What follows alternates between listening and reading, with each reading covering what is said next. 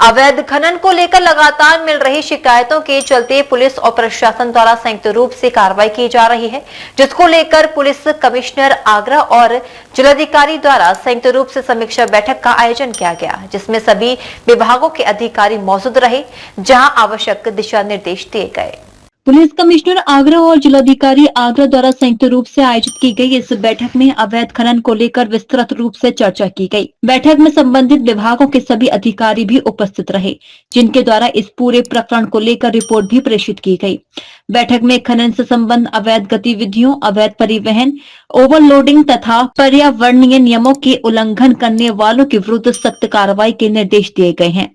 Police commissioner ने सभी अधिकारियों को तथा सभी थाना प्रभारी को निर्देशित किया है कि वह खनन विभाग एवं परिवहन विभाग के साथ समन्वय स्थापित कर नियमित चेकिंग अभियान संचालित करें और अवैध खनन में संयुक्त व्यक्तियों व वाहनों के विरुद्ध आवश्यक वैधानिक कार्रवाई सुनिश्चित करें।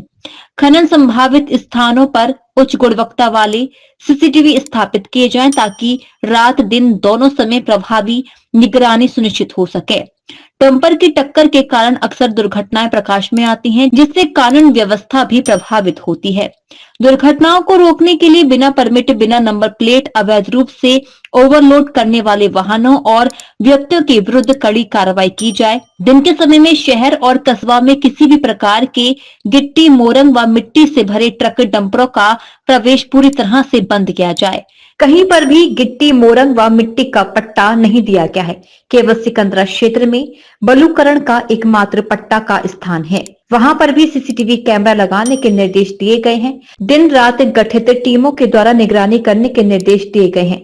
खनन संभावित क्षेत्र में ड्रोन से सर्वे कराए जाने के निर्देश देते हुए एसडीएम द्वारा प्रत्येक 15 दिन पर ड्रोन सर्वे करके रिपोर्ट देने के भी निर्देश दिए गए हैं। खनन संभावित क्षेत्रों में सतर्क निगरानी रखी जाए, रात्रिकालीन गश्त और प्रभावी बनाया जाए और खनन संबंधी किसी भी सूचना पर संयुक्त टीमों द्वारा त्वरित कार्रवाई के निर्देश दिए गए हैं, जिससे कि अवैध खनन करने वाले सभी आरोपियों पर सख्त कार्रवाई की जा सके और सभी खनन माफियाओं को चिन्हित कर कार्रवाई की जाए।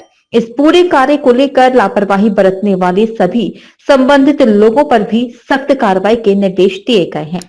अवैध माइनिंग के भंडारण और उसके परिवहन को लेकर के एक आज मीटिंग यहाँ पर बुलाई गई, जिसमें कि डिस्ट्रिक्ट मजिस्ट्रेट, हमारे जो ARTO हैं, माइनिंग के ऑफिसर, SDM, हमारे ACP और जितने हमारे SHO थे, सभी लोग इससे जुड़े हुए थे। इस मीटिंग में ऑलरेडी पहले डिस्ट्रिक्ट मजिस्ट्रेट साहब, DM साहब के द्वारा मीटिंग करके इस चीज़ को स्पष्ट कर दिया गया था कि हमारे पूरे जनपद में कहीं भी बजरी का या कहीं भी किसी तरह के पत्थर का कोई भी पट्टा नहीं है। हमारे यहाँ सिर्फ यमुना जी में एक पट्टा है, जो कि सिकंदरा थाने में है, बालू का पट्टा, इसके अलावा कहीं नहीं है। अब जो भी परिवहन यदि बजरी का या पत्थर का, दूसरा स्टेट, चूँकि हम लोग सभी जानते हैं कि हमारा जो जिला है वह 2 स्टेट मध्य प्रदेश और राजस्थान से सटा हुआ है और पूरे बॉर्डर हमारे पोरस हैं और हमारे करीब 10 के करीब थाने इससे हमारे जुड़े हुए हैं। तो इस पोरस बॉर्डर होने के कारण हम लोगों ने यह निर्णय लिया है कि जितने भी हमारे पोरस बॉर्डर हैं, इन सभी जगह पर हम लोगों के द्वारा CCTV कैमरा लगाया जाएगा। इन सभी जगह पर चेकिंग कराई जाएगी। जो हमारे मेन रोड के अलावा भी जो पोरस बॉर्डर हैं, जिधर से ये लोग आ सकते हैं, 100% CCTV की निगरानी रहेगी। जो हमारा टास्क ग्रुप बना हुआ है, जिसमें पुलिस विभाग, राजस्व विभाग, इसके अलावा माइनिंग के और जो RTO के, इनके कर्मचारी वहाँ पर मौजूद रहेंगे और जो भी परमिट, इंटर स्टेट परमिट जिन गाड़ियों की है, उन्हीं गाड़ियों की एंट्री सिर्फ और सिर्फ हम अपने यहाँ होने देंगे।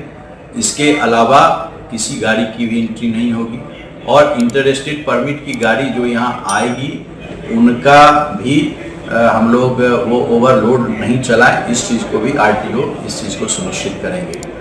ड्रोन के द्वारा इसकी निगरानी ऑलरेडी डिस्ट्रिक्ट मजिस्ट्रेट साहब करवा रहे हैं। DFO ने पूरे इस इलाके की रेकी कर ली है और हम लोगों ने यह सुनिश्चित किया है कि प्रत्येक 15 दिन पर हम लोग ड्रोन से ये जो पूरा बॉर्डर का इलाका है, इसकी हम लोग निगरानी करेंगे, ताकि ड्रोन से ये चीज़ क्लियर हो जाएगी कि कहीं किसी प्रकार का कोई अवैध खनन तो नहीं किया गया।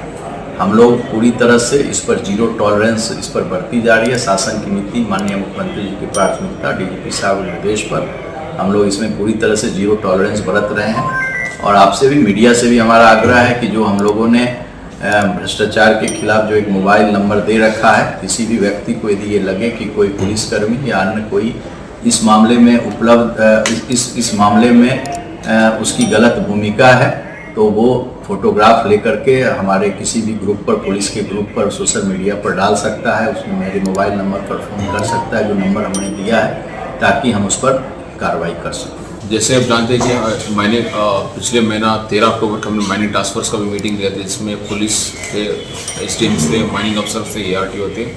तो बेसिकली ये है कि हमारे ज़िले में कोई माइनिंग का पट्टा नहीं है। एक पट्टा बालू का है सिकंदर थाना क्षेत्र में, बाकी हमारा कोई ना पत्थर का ना बजरी का है। जो भी आता है मेजर बाहर से आता है।